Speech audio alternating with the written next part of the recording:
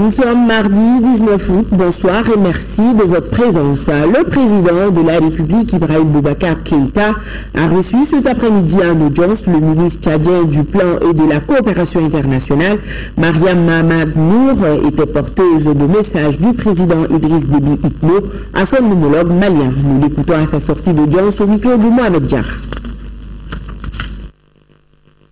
Nous sommes porteurs d'un message de son Excellence M. Idriss Déby Itno, président de la République du Tchad, à son frère et ami le président Ibrahim Boubacar Keïta. Et cela rentre dans la droite ligne de concertation permanente que les deux chefs d'État entretiennent et qui démontre l'excellence des relations qui existent entre les deux chefs d'État et les deux pays. Qu'est-ce que le président vous a dit? Non, il a confirmé vraiment le soutien donc, du Mali au Tchad et vice-versa. Donc, il se concerne sur des grands sujets d'ordre international qui concernent également l'Afrique et la région. Vous avez noté servir au Mali en tant que représentant de la FA. Aujourd'hui, vous êtes ministre de la Coopération internationale. Le Mali, qui sort d'une crise, a besoin de soutien de ses partenaires. À votre niveau, qu'est-ce que vous comptez faire pour aider le Mali? Le Mali, c'est un peu ma seconde patrie.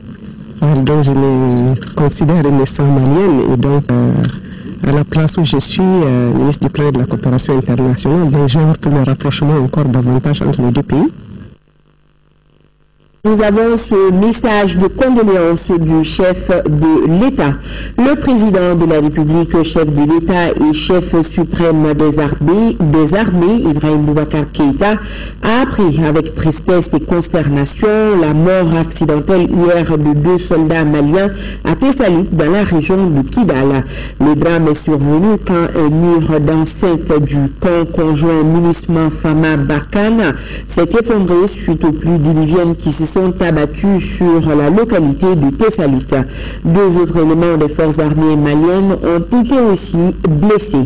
Au nom des institutions de la République, du peuple malien et à son nom propre, le chef de l'État, chef suprême des armées, présente ses condoléances les plus attristées aux forces armées maliennes et aux familles des défunts. Le chef de l'État, chef suprême des armées, souhaite prompt rétablissement aux blessés et engage les autorités compétentes à tout mettre en œuvre pour leur prise en charge.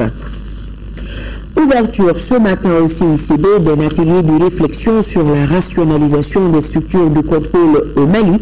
L'organisation de cet atelier est due au fait qu'au Mali, il y a une pléthore de services de contrôle. À l'issue de 2 jours de travaux, les participants vont faire des propositions en vue de rendre plus efficaces les services de contrôle. La cérémonie d'ouverture était présidée par le Premier ministre Moussa Mara. Mahamadou Doubia, compte rendu. Malgré le nombre pléthorique des structures de contrôle, l'inadaptation du système actuel aux besoins de contrôle des services publics et l'environnement du contrôle, on assiste aujourd'hui au phénomène de la fraude, la mauvaise gestion et la contre-performance dans nos services publics. L'objectif de cet atelier organisé par la primature est de fournir aux plus hautes autorités du pays les informations pertinentes qui leur serviront de base de décision pour le choix d'un schéma de contrôle efficace et efficient.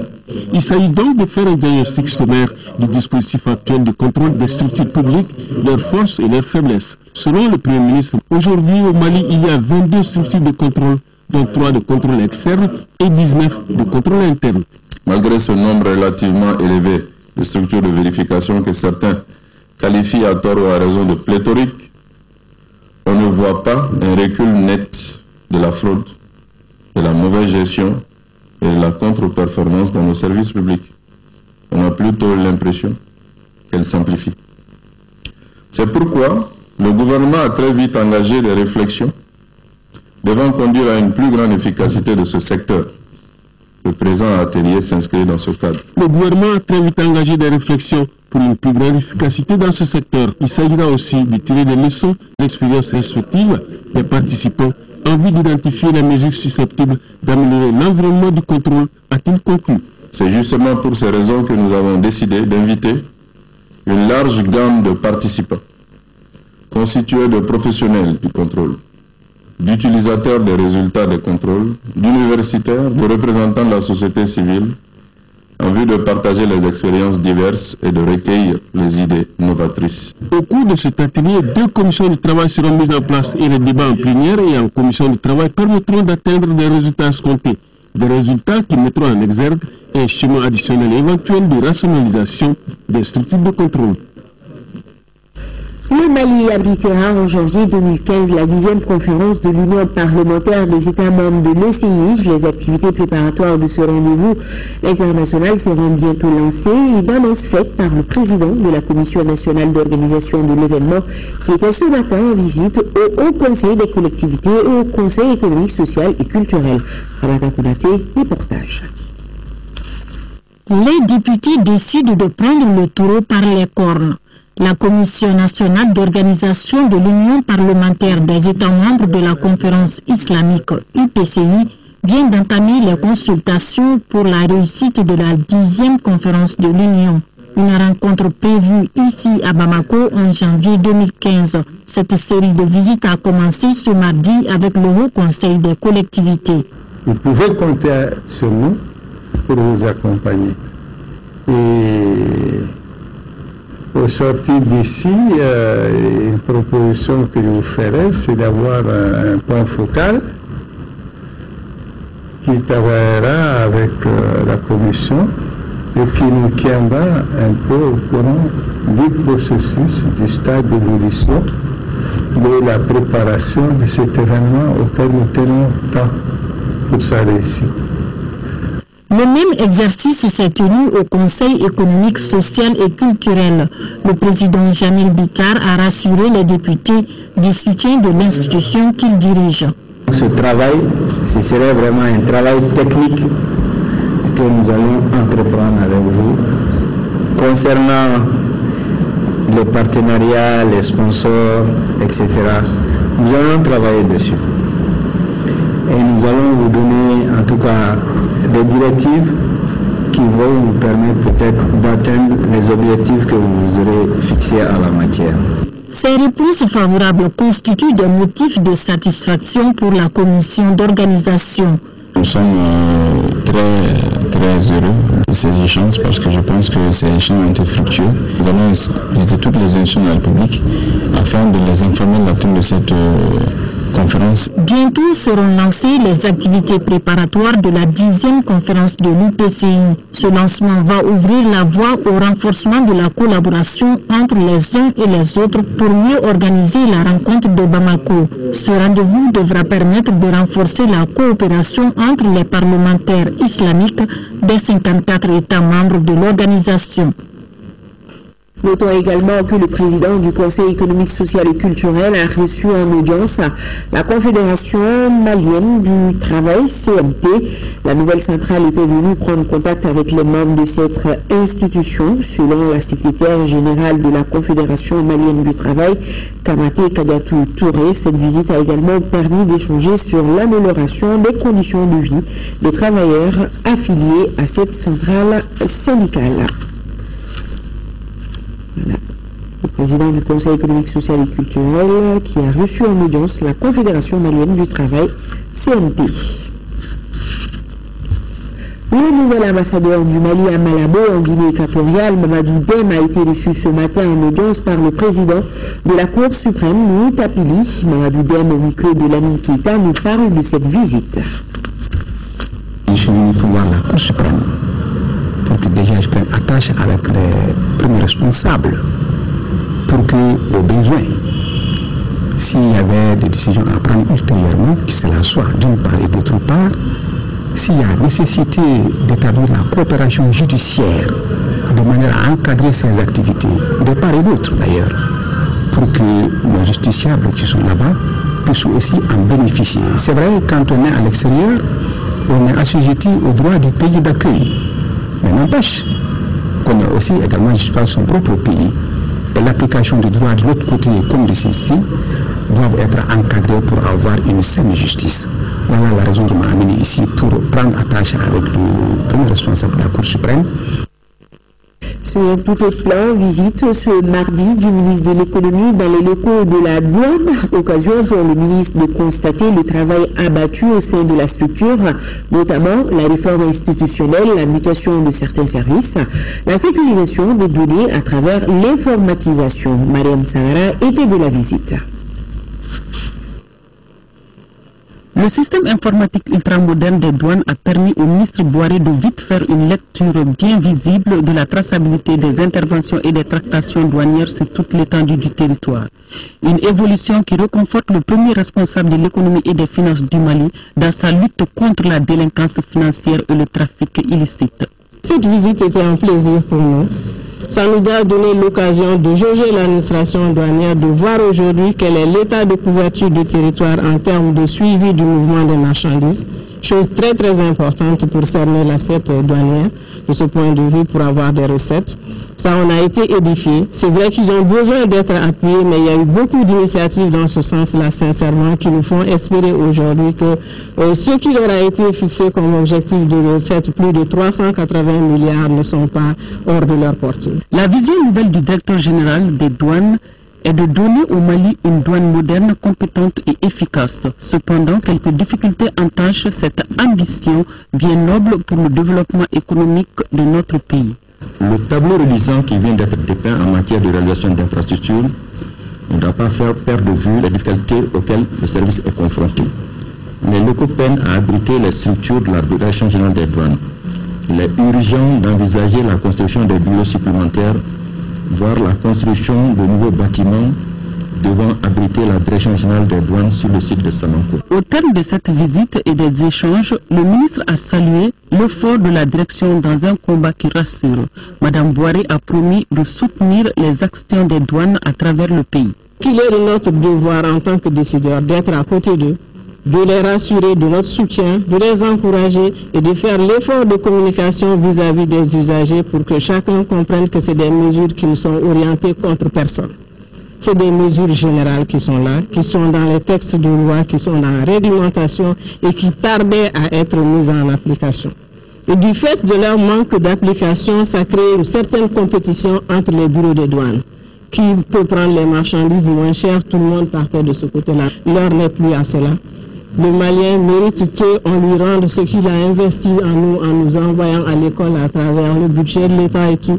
Aujourd'hui qu'on a l'occasion de servir ce pays, faisons en sorte que nous le servions de notre mieux. À la satisfaction générale, Mme Boiré Fili Sissoko a reçu les honneurs d'une structure qui porte toute sa confiance en elle. Elle a reçu pour cela une distinction à l'interne, distinction qui est d'ailleurs une première dans l'histoire des soldats de l'économie. Hors de nos frontières, la 6e conférence annuelle des présidents des parlements africains PAP s'est tenue du 13 au 14 août dernier à Midrand, en Afrique du Sud. La délégation du Parlement malien à cette conférence était dirigée par le président de la représentation nationale, l'honorable Isiaka Sidibé. Cette conférence a adopté plusieurs recommandations et résolutions. Mohamed Ould-Mamouni nous fait le point. Rendre opérationnelle la force de réaction africaine et accroître la part des États au Fonds pour la paix, encourager la mise en œuvre de l'agenda 2063 de l'Union africaine pour bâtir une Afrique prospère et respectée sur la scène internationale, ce sont là quelques résolutions et recommandations issues de cette 6e conférence. À l'issue de leurs travaux, les présidents des parlements et sénats africains ont également décidé de prendre des dispositions en vue de faciliter la ratification du protocole révisé du pape par les États membres d'ici à 2015. Les parlementaires, dans leur résolution, ont aussi accordé une attention particulière à l'amélioration de la gouvernance, les investissements fonciers à grande échelle en Afrique, les réponses adéquates à l'accaparement des terres, la politique de gestion durable des terres et les changements climatiques. Autre préoccupation des parlementaires africains, assurer un financement conséquent de l'élection des 5 députés panafricains et de leur participation, veiller à la ratification et à l'internalisation des instruments juridiques de l'Union africaine par les États membres en développant les mécanismes de suivi, encourager le financement des activités en faveur des jeunes et des femmes. Au plan de la paix et de la sécurité, la 6e conférence a déploré la situation des conflits dans plusieurs pays en Afrique, dans notre pays, ainsi que le terrorisme au Nigeria avec Boko Haram. En marge des travaux, le président Isiaka Sidibé, dans le cadre de la diplomatie parlementaire, a eu des entretiens avec nombre de ses pairs africains sur les efforts déployés par le Mali et ses partenaires en faveur du retour définitif de la paix, la cohésion nationale. Le Parlement africain a été créé en mars 2004 à Addis Abeba, en Éthiopie, avec comme objectif de promouvoir les principes des droits de l'homme et de la démocratie sur le continent, d'encourager la bonne gouvernance, la paix, la sécurité et la stabilité. En France, les Maliens et amis du Mali ont organisé ce week-end un sitting devant l'ambassade du Mali en France. Objectif, la prise en compte par les autorités des préoccupations de la diaspora malienne de France dans le cadre des futures négociations entre le Mali et les groupes armés. La correspondance de Tiani Djimé Diallo avec la voix de Mohamed Oudoumaou. C'est l'ambassadeur du Mali, Cheikh Moutari Diarra, qui a reçu les représentants des Maliens de France. Ces derniers sont venus exposer leurs conditions pour que les futurs accords entre le gouvernement malien et les groupes armés soient davantage porteurs d'espoir.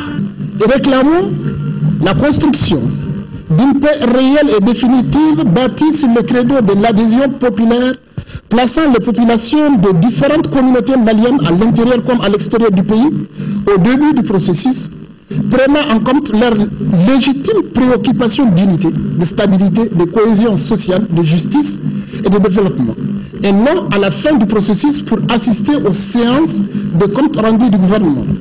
Exigeons une clarification de concepts, décentralisation poussée, régionalisation pour tous les Maliennes afin d'éviter toute incompréhension ou malentendu dans l'exécution. Recevant la motion du collectif des Maliens de France, l'ambassadeur Cheikh Moutari Diarra leur a donné l'assurance qu'elle sera transmise sans délai aux plus hautes autorités du Mali. S'adressant aux manifestants, l'ambassadeur leur a exhorté à un réarmement civique, car, dira-t-il, tous ensemble, nous devons traverser le fleuve et arriver à bon port à la réconciliation nationale dans la paix et la dignité. L'hymne national a sanctionné cette manifestation. Et nous avons ce communiqué de la plateforme des cadres et leaders Kel Tamashek pour l'unité nationale du Mali. Et la plateforme exhorte les pouvoirs publics de tout mettre en œuvre pour freiner la multiplication des groupes armés ethniques afin de faciliter le retour à la normalité, c'est-à-dire le retour à la cohésion sociale et au vivre ensemble d'antan. La plateforme demande au pouvoir public de s'engager sans délai dans le processus de relèvement des capacités des forces de défense et de sécurité républicaines avec l'aide de la coopération militaire présente au Mali pour leur permettre d'assurer convenablement sans discrimination aucune la sécurité de tous les citoyens et la défense du territoire national. Pour toute fin républicaine et unitaire, la plateforme se tient à la disposition du gouvernement, des autres associations de la société civile et des partenaires du Mali afin de promouvoir les synergies nécessaires et suffisantes pour parvenir à une paix définitive et durable au Mali en général et dans son septentrion en particulier dans l'équité et la justice. C'est aujourd'hui la journée mondiale de l'aide humanitaire au Mali. Le ministre de l'Action humanitaire a présidé une cérémonie marquant la commémoration de la dite journée, une journée marquée par ce triste bilan qui fait état de 130 attaques, dont plus de 50 morts et 2 au Mali de travailleurs humanitaires. Alpha Maïga, les détails. Un regard hagard d'une humaniste. C'est là tout le sens de cette cérémonie.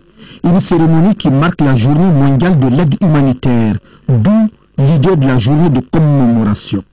La journée rappelle l'existence de crises humanitaires et le mérite des travailleurs dans le secteur.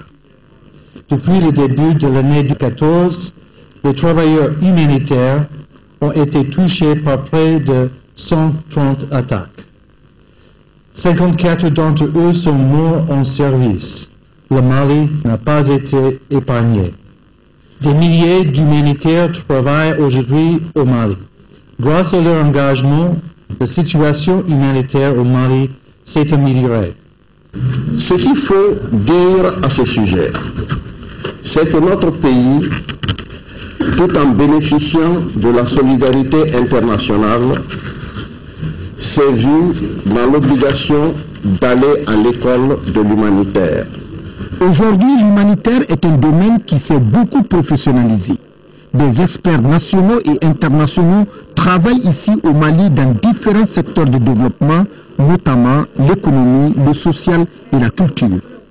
Et les artistes se manifestent.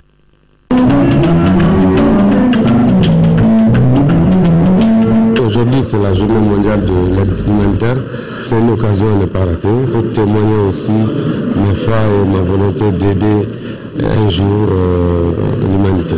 Le message d'aujourd'hui était surtout consacré aux événements qui se sont déroulés particulièrement au nord du Mali, même si aujourd'hui on a l'espoir qu'il y a du mieux. Cette paix est recherchée par les travailleurs humanitaires, mais aussi par la population. La journée pour la deuxième fois est célébrée à Bamako, Mopti, Tombouctou et Gao. Et nous avons communiqué une séance de partage d'informations sur l'épidémie du virus Ebola s'est déroulée ce lundi au siège de l'Union africaine à Addis Abeba, organisée par l'UA en collaboration avec l'OMS et le Bureau de la coordination des affaires humanitaires de l'ONU. La rencontre avait pour but de donner le maximum d'informations sur l'évolution de l'épidémie dans les 4 pays de l'Afrique de l'Ouest, à savoir la Guinée-Conakry, Sierra Leone, Libéria et le Nigeria. Et face à l'ampleur du fléau, la mobilisation doit être de mise. Ont soutenu le conférencier. Tous les représentants des pays concernés ont pris la parole pour expliquer la situation dans leurs pays respectifs et les mesures en cours. Nous signale Alassane Diomboulé depuis Addis Abeba. La réforme électorale, le statut de l'opposition, la promotion du genre sont au centre des travaux d'un atelier national. La rencontre initiée par le NDI vise à partager les préoccupations des citoyens en matière de gouvernance politique. L'atelier est organisé par le comité de suivi et de vulgarisation du code de bonne conduite des partis politiques avec l'appui de l'USAID. Agali Ag Adissa, reportage. Au Mali. C'est l'une des préoccupations du gouvernement et ses partenaires. C'est dans ce cadre que l'Institut national démocratique NDI fait la restitution des recommandations formulées par des citoyens à l'issue de nombreuses rencontres organisées à Bamako et à l'intérieur du pays. Il s'agit de partager avec les acteurs politiques les différentes préoccupations des populations. En ce qui concerne les réformes politiques et institutionnelles, et beaucoup de participants ont insisté sur la nécessité de trouver les voies et moyens pour réduire ou empêcher le nomadisme politique. Il y a eu également des recommandations fortes sur le statut de l'opposition. Le genre a été un sujet de préoccupation partout.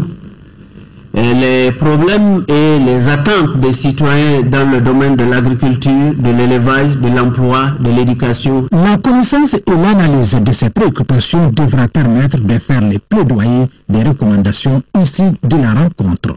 Les réformes électorales et politiques en cours sont d'une importance capitale car grâce à ces réformes, les citoyens éliront au suffrage universel direct les organes délibérants de la commune, de la région et du district de Bamako.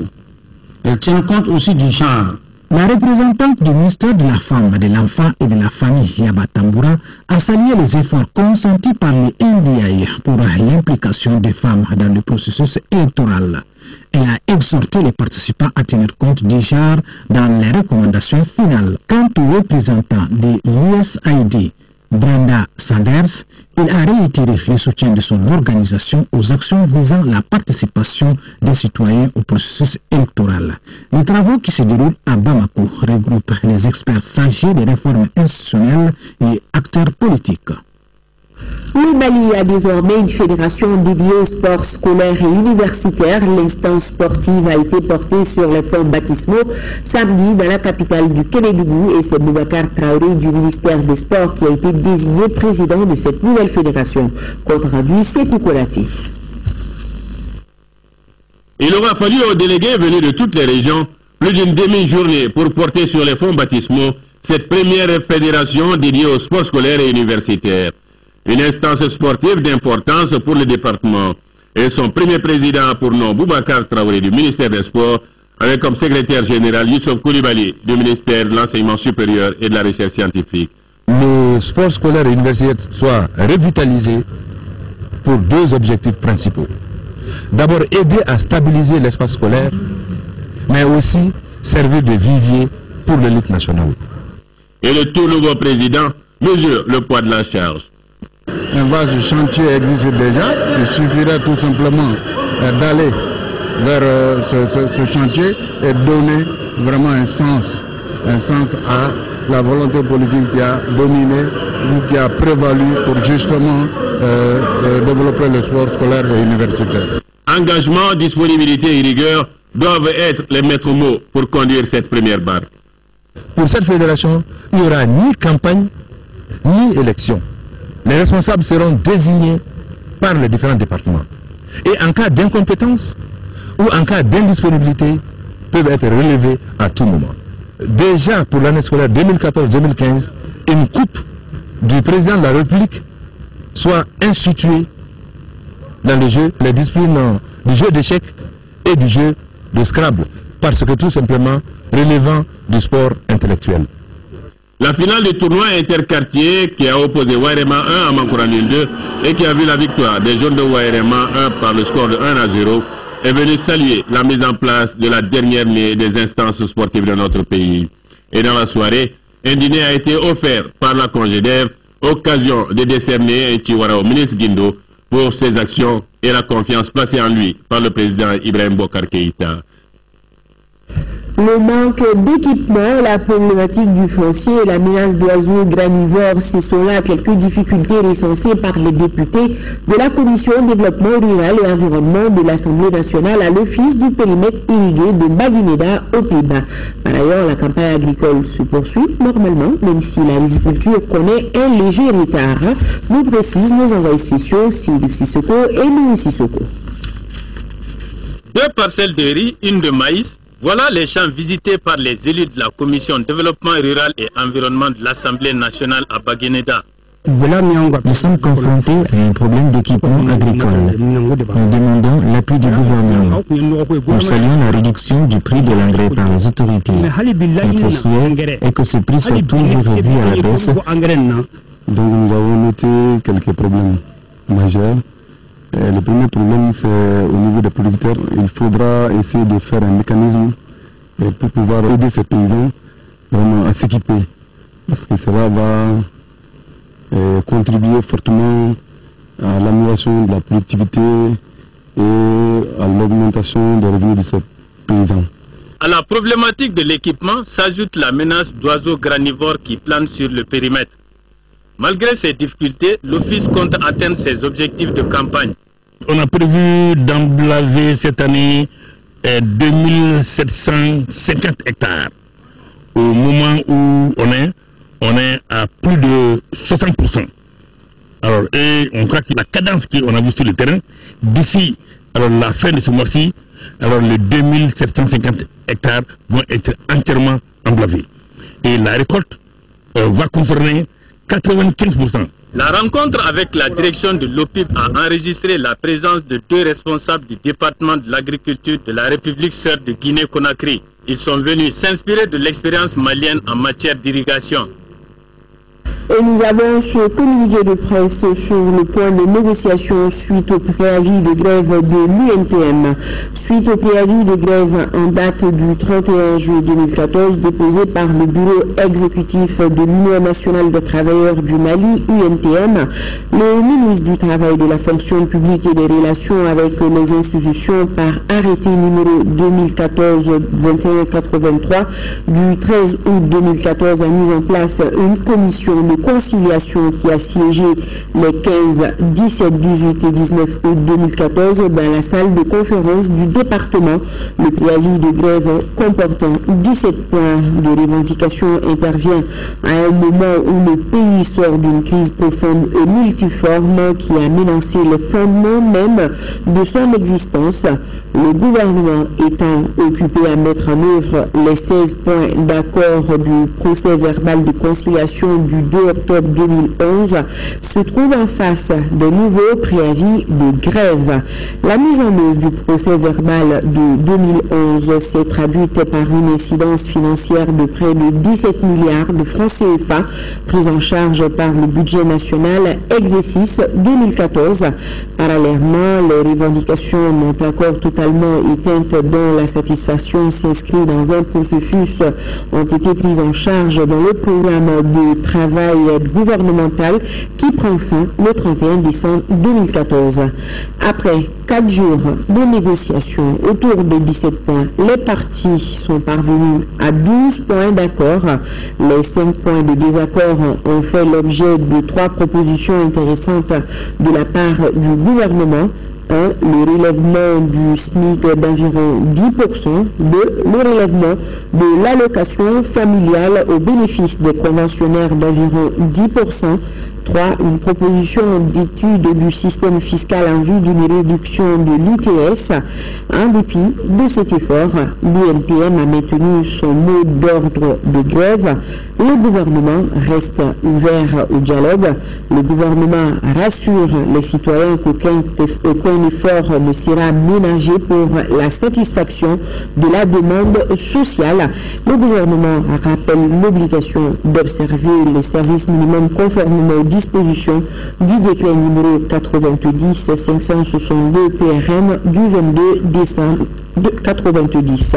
Et nous aurons juste après ce reportage le ministre du Travail, de la fonction publique et des relations avec les institutions sur ce plateau pour de plus amples informations. Je vous propose donc de suivre ce reportage de Daouda Sidiki Diarra qui annonce la grande grève annoncée par l'UMPM. La centrale syndicale, comme je le disais tout à l'heure, a décidé de maintenir son préavis de grève faute d'un accord conclu entre elle et le gouvernement. Les explications avec Daouda Sidiki Diarra. Le gouvernement et l'Union nationale des travailleurs du Mali se sont séparés sans être parvenus à un accord final. Après 4 jours de discussion sur les 17 points de revendication de la centrale syndicale, le gouvernement dit avoir accepté 12 points. Sur l'ensemble des revendications qu'ils ont posées à l'occasion de ce préavis de grève, nous avons 17 points. Sur les 17 points, nous nous sommes accordés parfaitement sur 12 revendications. Il reste 5 points qu'on peut appeler des désaccords. La délégation de l'UNTM a fait savoir que ces 12 points ne touchent pas directement le ministère des Travailleurs, car, dira le secrétaire général adjoint de l'UNTM, toutes les revendications clés liées aux finances n'ont pas été satisfaites. Je parle aujourd'hui pour dire aux travailleurs du Mali que ceux sur lesquels j'avais espoir de la part du gouvernement, je ne l'ai pas eu. Et nous maintenons notre grève prévue le 21 et le 22 août. La commission de conciliation dirigée par Mamadou Lamine Diarra souhaite que les deux parties se retrouvent rapidement autour de la table pour le bonheur du Mali. Ce n'est pas rompu, l'INTM continuera les revendications et continuera toujours à s'entendre avec le gouvernement sur ce que le gouvernement peut donner selon ses possibilités. Voilà, et comme je le disais tantôt, nous avons sur ce plateau le ministre du Travail, de la fonction publique et des relations avec les institutions. Monsieur le ministre, bonsoir. Bonsoir. Bienvenue sur notre plateau. Merci beaucoup. Nous venons de regarder le reportage et à la lumière du communiqué de presse que nous avons reçu aussi, nous constatons que le gouvernement et l'UNTM n'ont pas pu avoir un terrain d'attente. Et tout à l'heure, Mohamed Katra le disait, l'UNTM vient de dire qu'il avait espoir. Qu'est-ce qui n'a pas marché, monsieur le ministre? Merci beaucoup. Je voudrais d'abord rappeler que notre pays traverse un moment extrêmement difficile, comme ça a été dit dans le communiqué. Ce n'est un secret pour aucun Malien. Nous venons de trop loin. Nous sommes dans un pays qui relève de beaucoup de difficultés, qui essaie de s'assumer avec l'accompagnement de la communauté nationale et de l'engagement de tous les patriotes du Mali. Le gouvernement que je représente ici a hérité d'un portefeuille extrêmement important de revendications et dont nous nous sommes engagés à assurer l'exécution totale. Il faut dire que depuis 2011, le gouvernement s'est engagé avec l'INTM à un certain nombre de doléances, à la sécurité de ce nombre de doléances. Ces doléances n'ont pas pu être satisfaites à cause de la crise et nous saluons de passage l'effort et la compréhension de tous les syndicats du Mali pour avoir accepté d'accompagner les différents gouvernements dans les moments difficiles. Donc notre gouvernement a hérité des revendications de l'UNTM singulièrement Et dès que nous avons pris fonction, je pense qu'une des premières préoccupations du gouvernement, c'était de rencontrer l'UNTM pour discuter de ces revendications, maintenant qu'il y a un gouvernement élu et régulièrement installé. Et donc nous avons pris attache avec l'UNTM et nous avons commencé les négociations. La revendication la plus importante de leur plateforme de 2011 portait sur la relecture de la grille des salaires, qui comportait des irrégularités et des injustices. Nous les avons corrigés ensemble et nous les avons adoptés. Et je peux vous dire que ce premier accord, déjà, l'exécution va commencer sur le mois de salaire d'août, pour un rappel du 1er janvier jusqu'à août. Donc, c'est complètement éteint ce point de revendication. Donc, ce point de revendication constitue aujourd'hui le premier point des nouvelles exigences de l'UNTM. Parce qu'il y avait déjà des revendications de 2011 sur 16 points que du point de vue du gouvernement, nous avons totalement exécuté ou en tout cas pris en charge. Alors, vous savez, dans les revendications, il y a des revendications qui sont financières, il y a des revendications qui sont d'ordre administratif. Tout ce qui est financier a été pris en charge totalement par le gouvernement, qui l'a inscrit dans le budget 2014 pour un montant de près de 17 milliards. Ces 17 milliards font que le Mali a grévé ses engagements vis-à-vis de l'UMOA qui impose à tous les pays un ratio de 35% des recettes fiscales pour couvrir les salaires. Nous, avec la revue budgétaire, nous sommes déjà à 37%. Donc nous avons déjà dépassé. C'est pour montrer l'effort que l'État a fait pour aller dans la satisfaction des revendications des travailleurs. Maintenant, par rapport à ce premier cahier de doléances de 2011, comme je vous ai dit, toutes les préoccupations ont été prises en charge, y compris les indemnités, tout ce qui concerne la valorisation des grilles, tout ça est pris en charge et ça fait 17 milliards. Mais monsieur le ministre, concrètement, quels sont les points d'achoppement? Les points, c'est pour vous dire seulement que le nouveau cahier que l'UNTM apporte est un cahier de 17 points dont la revendication qui porte sur 2011 est le premier élément. Donc nous pensons que tous les premiers éléments, nous sommes complètement tout à fait en accord. Ils nous ont dit à l'entente de discussion, parce que je vous ai dit qu'il y a deux formes de revendications. Il y a des revendications pour lesquelles c'est des processus. Quand par exemple on parle d'un acte que le gouvernement doit prendre, l'acte se prépare au niveau des départements, ça passe dans un processus administratif pour être adopté par le gouvernement et ensuite à l'Assemblée nationale. Ça, ce sont des temps qui ne sont pas toujours compressibles. Donc, pour toutes les revendications qui sont de nature qui appellent, n'est-ce pas, des processus, eh bien, nous avons convenu avec l'UNTM à l'entente des négociations de les mettre dans un chronogramme. Et c'est ce chronogramme qui a été la dernière activité ce matin. Sinon, sur tous les 12, ils ont 16 points de revendication sur lesquels nous nous sommes accordés sur 12. Maintenant, il y a 5 points sur lesquels il n'y a pas eu accord. Le premier point de désaccord, c'est le relèvement significatif du taux de la valeur du point d'indice. Je dois rappeler que pour augmenter les salaires, on peut agir sur les indemnités et les primes, on peut agir sur la grille indiciaire, on peut agir sur la valeur indiciaire. Dans les engagements que le gouvernement a été de mettre en œuvre, il a agi sur les indemnités et les primes, il a agi sur la grille indiciaire. C'est ce qui nous amène aujourd'hui à 17 milliards. Donc, cela, le gouvernement a dit qu'il ne peut pas parce que nous avons déjà greffé, nous sommes à 37%. Nous avons dépassé les engagements de notre pays vis-à-vis de ses partenaires économiques et financiers. Le deuxième point, c'est la diminution du taux des impôts sur le traitement IPS.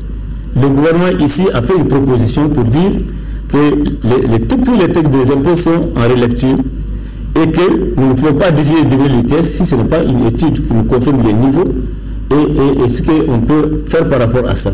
Maintenant, les engagements les plus forts du gouvernement par rapport aux revendications concernent le relèvement du salaire minimal interprofessionnel, c'est-à-dire le SMIC. Le SMIC aujourd'hui est à 28 460, le gouvernement l'a porté à 31 000, soit une augmentation de 10%. Et l'UNTM demande plus. L'UNTM ne considère pas ça comme un effort du gouvernement, il nous demande plus, ce que nous ne pouvons pas faire au jour d'aujourd'hui. Parce que le SMIC, il faut le rappeler, est payé par l'État et par les employeurs. Compte tenu de la situation économique du pays aujourd'hui, les employeurs ont accepté de relever leur SMIC au niveau proposé par le gouvernement. C'est que l'INTM n'a pas apprécié. Donc sur ce point, nous avons fait un effort qui n'a pas été apprécié par l'INTM. Le deuxième point sur lequel l'État a fait un effort, ça c'est le logement des taux des allocations familiales. Les allocations familiales sont redistribuées sur la base de cotisations que les travailleurs et les fonctionnaires font au niveau des caisses qui gèrent ces cotisations. Le gouvernement a dit, avec la situation actuelle d'aujourd'hui, nous pouvons faire un effort pour tous les conventionnels qui sont les moins nantis. Le gouvernement a proposé d'augmenter 500 francs parce que le taux actuel est de 1500. Pour tous les conventionnaires, le gouvernement a accepté de s'engager pour payer 1500 francs par enfant pour les conventionnaires. Pour les fonctionnaires, puisque la caisse de retraite du Mali a des difficultés, nous avons dit qu'on verra dans un autre temps comment on pourra prendre en charge, n'est-ce pas, pour ce qui concerne les enfants des fonctionnaires. Donc voilà des propositions de notre point de vue sur les 5 points. Et sur les 5 points, nous avons fait des propositions intéressantes de notre point de vue. Parce que nous avons proposé en moins un relèvement de 10% de tous ces points, ce qui n'a pas été apprécié par l'INTM. Le dernier point de désaccord maintenant, c'est le tarif d'eau et d'électricité. Compte tenu de la situation qui prévaut aujourd'hui, cela est tout simplement impossible aujourd'hui.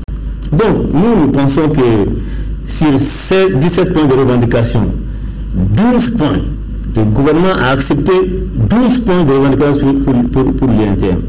Les 5 points d'achoppement que je viens de vous citer, le gouvernement a fait 3 positions sur les 5. Et donc nous pensons qu'objectivement, compte tenu de la situation qui prévaut dans le pays, n'est-ce pas, les travailleurs devraient continuer à faire ce qu'ils ont fait, à assumer toutes les responsabilités comme l'État assume ses responsabilités.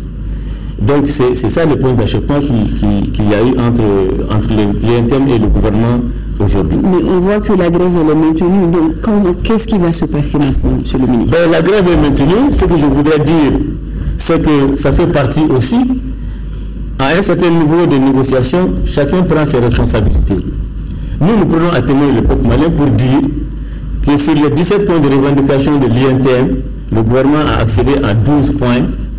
Sur les 5 points où il y a des accords, nous avons fait des propositions intéressantes parce que nous avons, au relèvement qu'ils ont proposé, nous avons apporté 10% pour chaque cas où le relèvement était nécessaire. Donc, nous pensons qu'il n'y a véritablement des accords autour de 2 points. Et donc, nous ne comprenons pas que l'INTM n'ait pas apprécié, n'est-ce pas, l'effort fait par le gouvernement dans le contexte qui est le nôtre aujourd'hui. Alors, quel appel lancez-vous aux partenaires sociaux? L'appel que nous lançons aux partenaires sociaux, c'est de dire que l'État du Mali reste ouvert au dialogue social. Nous sommes dédiés à la satisfaction de la demande sociale. C'est ça notre mission. Maintenant, nous avons un État à construire et dans ça, les travailleurs, chaque Malien doit apporter quelque chose. Et donc, l'État ne peut donner que ce qu'il a. Et je dois réaffirmer ici fortement que s'il y a eu des difficultés, c'est parce que l'État ne s'est pas engagé dans ce qu'il ne tiendrait pas.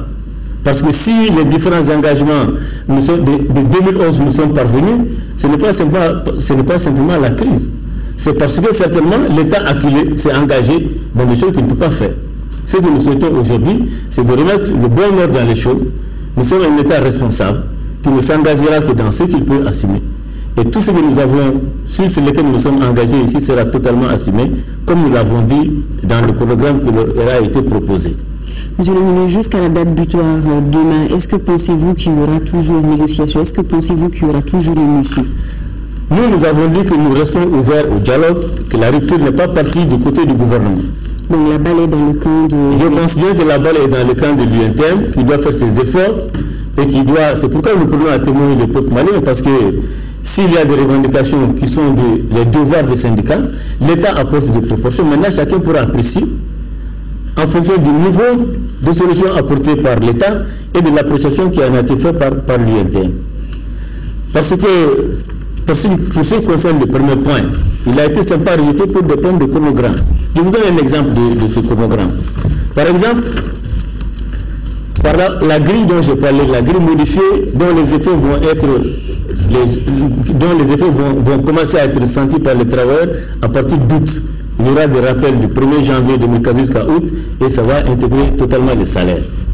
Donc ça c'est pour nous, le gouvernement, ça c'est un point complètement éteint. L'UNTM a dit ce matin qu'il a constaté que cela ne concernait pas, l'application n'a pas concerné les retraités et que donc d'ici septembre, il faut que cela soit appliqué. Nous disons que la revendication portée sur la grille salariale qui est annexée, n'est-ce pas, au statut particulier, au statut général des fonctionnaires. Ça ne gère pas donc le statut de nos retraités. Et il y a des lois qui disent déjà que tout ce qui est fait comme bonification par rapport va être appliqué aux fonctionnaires. Donc, vous voyez bien que cette échéance qu'on a voulu nous imposer n'en était pas. Et ça ne devait pas être là. Et pour vous donner un deuxième exemple par rapport au chronogramme sur lequel nous nous sommes accrochés aujourd'hui. Il y a, l'UNTM a demandé de publier le bilan de la privatisation. Nous avons déjà fait une évaluation de... Seulement l'expert qui a été commis a déposé un rapport qui n'était pas conforme aux termes de référence. Nous avons proposé à l'UNTM de faire un appel d'offres, de commettre un expert pour que ce bilan soit disponible tel que. Et ça prend, c'est un processus qui prend du temps. Quand l'UNTM nous dit de déposer ce bilan en septembre 2014, c'est comme si il ne savent pas ce qu'on doit faire pour arriver à déposer ce bilan. Donc voilà les genres de situations sur lesquelles nos partenaires se sont accrochés pour justifier la rupture. Alors, pour terminer, quel dernier appel lancez-vous donc à l'UNTM? L'appel que nous avons à lancer à l'UNTM, c'est que nous engageons chaque Malien vis-à-vis de cette situation d'apprécier. Le droit de grève est un droit acquis, reconnu, que nous respectons. Nous rappelons que les règles qui gèrent la grève ne sont pas seulement d'aller à la grève. Il y a les conditions minimales qui doivent être sauvegardées, c'est-à-dire les syndicats ont le devoir, les travailleurs ont le devoir d'observer, n'est-ce pas, le bassin minimum pour que les services ne s'éteignent pas. C'est un devoir. Si ce n'est pas appliqué, l'État sévira. Parce que c'est aussi ça. Chacun a ses droits, mais chacun doit respecter tous ses devoirs. Donc nous lançons un appel à tous les travailleurs, compte tenu de la situation qui prévoit dans le pays, que chacun sache raison garder et que la bonne foi du gouvernement dans ces cas ne peut pas être mise en cause. Monsieur le ministre, merci. Je vous rappelle que c'était le ministre du Travail, de la fonction publique et des relations avec les institutions, Bokar Moussa Diarra, qui est venu nous donner de plus amples informations sur le point de négociation suite au préavis de grève de l'UNTM. La suite de ce journal, en deuxième région, le projet accroître la sécurité alimentaire en associant au traitement l'élevage, l'arbre et la culture par la pratique de l'agroforesterie a pris fin à Katibougou par une journée de porte ouverte.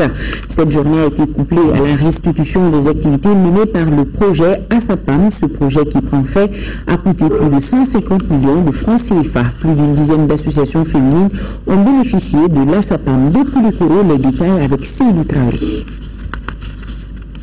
Le projet accroître la sécurité alimentaire en associant étroitement élevage, arbres et culture par la pratique de l'agroforesterie à SAPAM est l'une des approches de l'hyper-IFA de Katibougou et ses partenaires. Il contribue à l'amélioration des conditions de vie des populations des villages voisins de l'Institut polytechnique rural. Cette approche participative a conduit en 5 ans, période de vie du projet, à des recherches en agroforesterie et en embauche.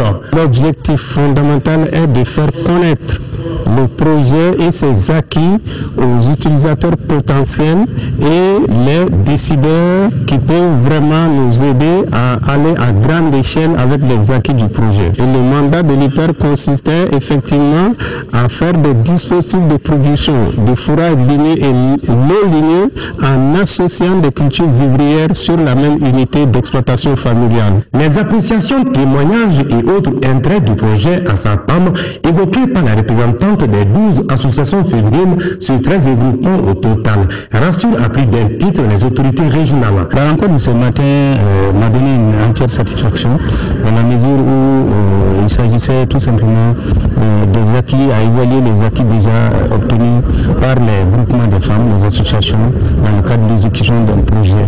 L'échange mutuel entre productrices, producteurs, vulgarisateurs, chercheurs, enseignants, partenaires techniques et financiers et décideurs politiques a permis aux uns et aux autres de cerner les résultats du projet ASAPAM, un projet financé à hauteur de 156 millions de francs CFA par l'Université Laval du Québec et le Centre de recherche pour le développement international. Au cours de la cérémonie de présentation, le directeur général de l'IPA, Mahamadou Famanta, a tenu à rassurer les bénéficiaires quant à l'accompagnement de son établissement. Il a aussi profité de l'occasion pour saluer et remercier les partenaires financiers et collaborateurs techniques pour les résultats obtenus. Maisons écoulées et inondées, cheptels emportés, sans famille dans la rue et 775 personnes sinistrées. Tel est le bilan des inondations causées par les pluies diluviennes ces derniers jours à Nara. Une mission régionale composée du développement social et de la protection civile s'est rendue sur place. Elle a évalué les besoins, apporté les premiers secours d'urgence aux sinistrés et prodigué des conseils d'Albakouni. Suite aux inondations survenues dans la ville de Nara le 12 août dernier, aggravées par les pluies diluviennes des 14, 15 et 16 août, soit environ 133 mm en 4 jours. Une mission composée des agents de la Direction régionale du développement social et l'économie solidaire et de la protection civile de Koulikoro s'est rendue sur place. Objectif, constater les dégâts causés, apporter une aide aux sinistrés et prodiguer des conseils. Les dégâts sont énormes. Beaucoup de sinistrés, heureusement, on ne déplore ni blessés, ni perte en vies humaines. Bon, les mesures que nous avons prises, c'est d'abord, nous avons mis en branle les services techniques qui sont à notre niveau pour faire le tour de la ville, faire un recensement général et également, n'est-ce pas, cibler les personnes véritablement qui sont en danger et les inviter, n'est-ce pas, à sortir. Depuis les années 60, à nos jours, on n'a jamais vu des mares aussi remplies d'eau que le cas de cette année. La délégation a visité les mares qui ont envahi les maisons et tenu une réunion d'évaluation avec les autorités administratives et politiques et remis du matériel de premier secours. Il y a 30 cartons d'eau de javel, 50 couvertures, 80 nattes, 50 bidons de 10 litres vides, 20 cartons de savon, 50 gobelets, un lot important d'aquatable et un montant espèce de 300 000 francs. C'est vrai, cet apport ne couvre pas les besoins identifiés, mais nous pensons que ça peut soulager une partie des sinistrés. A noter que la route nationale numéro 4 qui mène à la frontière Mali-Mauritanie est coupée par l'eau. Pour certains, cela n'est pas arrivé à Nara depuis plus de 30 ans. La question du foncier au menu d'une rencontre tenue au gouvernorat du district de Bamako. Les différents acteurs échangent en vue d'aboutir à une gouvernance foncière acceptable et à une émergence de culture de contrôle. Alpha Maïga, reportage. À Bamako, s'il y a un sujet qui préoccupe parmi tant d'autres, c'est bien le foncier.